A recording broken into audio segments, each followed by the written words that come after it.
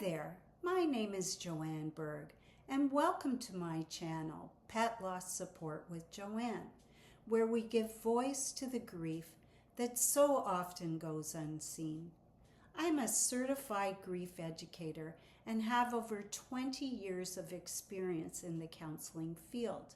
I specialize in the area of pet loss and bereavement. Today, I am going to cover one of the hardest situations a pet parent can face: when your beloved pet goes missing. The shock, the uncertainty, and the endless what-ifs can feel unbearable. But you don't have to go through this alone. I'm here to share tools, support, and hope to help you carry both the heartache as well as the love that you have for your missing pet. I am going to discuss why this type of loss can feel so different from other kinds of grief, the painful emotions that can surface, and why they're completely normal. A personal story from someone who's lived through it, and gentle, practical ways to cope when there's no closure. Before we begin, I want to stress that I am not here to tell you what you are feeling, but I am here to validate what you are feeling. So why does this loss feel different? This is the literal loss of a pet, not because of old age, not due to illness, but suddenly, without warning, a door left open, a gate unlatched, a sound that startles them, and just like that, they're gone. This kind of loss can be especially traumatic because it brings with it something so heavy: the not knowing. When a pet dies, as heartbreaking as it is, there is a final moment, a time to begin mourning. But when a pet goes missing, there's no final chapter. There's no way to know whether to hope or to grieve. And so many people find themselves stuck in that agonizing in-between. This is called ambiguous loss, and it's one of the most painful forms of grief. It's the grief of uncertainty. I can help you through this journey. Some common emotions and reactions that may occur are panic. Where are they? Are they okay? Guilt. Why wasn't I more careful? Hope, followed quickly by heartbreak. Anger at yourself, at others, at the situation, and often shame, especially if the people around you don't understand. You may hear things like, "It's just a pet. You're being dramatic. Just get another one." And those words can feel like salt in a wound, especially when all you want is for someone to say, "I know how much they meant to you." Let me share an email that I received from George, who lost his dog, Max.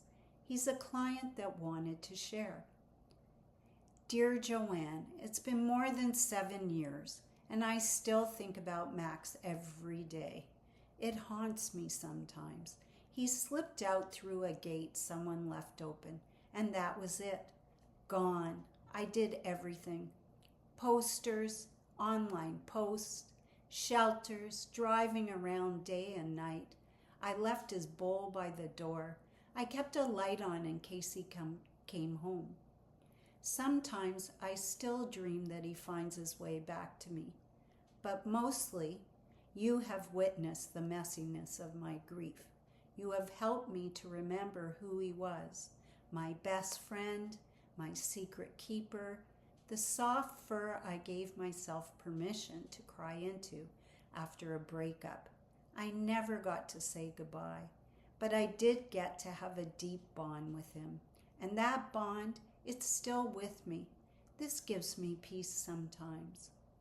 George's story may reflect something many of you may be feeling right now: that deep ache of uncertainty, combined with the powerful bond you'll never forget.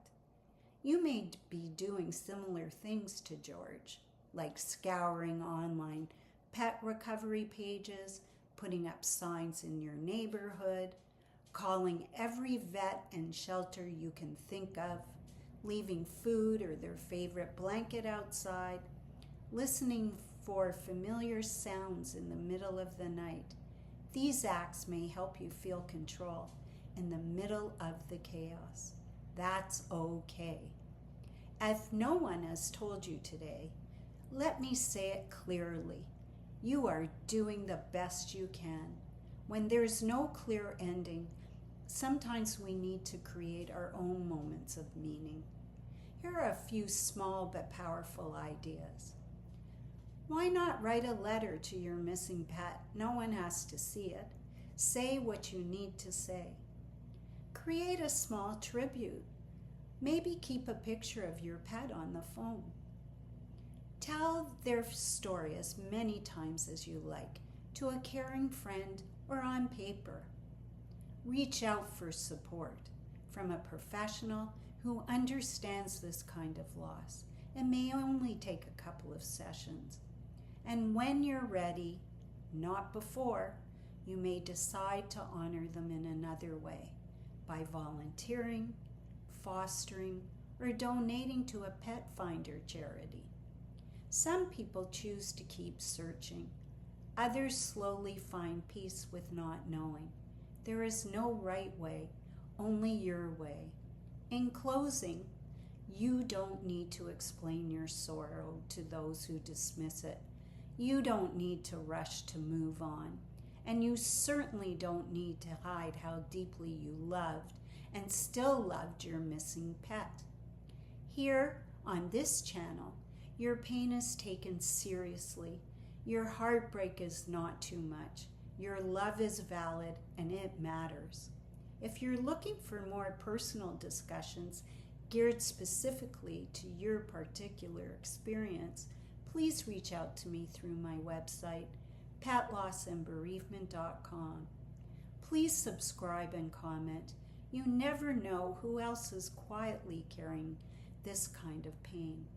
Take gentle care of yourself. Hold space for both the grief and the hope. And always remember, love doesn't vanish, even when our pets do. See you next time.